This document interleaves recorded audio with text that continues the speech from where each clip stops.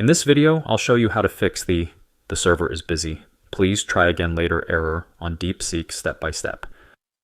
If you're facing this error, the first thing you need to do is check if the server is actually down for everyone. Open any browser and search for DeepSeek server status. Scroll down until you find DeepSeek's official website, then tap on DeepSeek service status. Here, you can see if the server is currently working or not.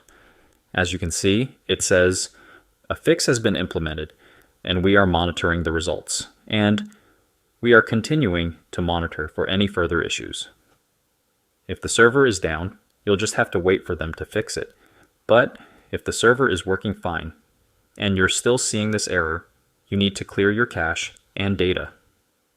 If you're using the DeepSeek app, press and hold the app icon, tap on App Info, go to Storage and Cache, and clear both.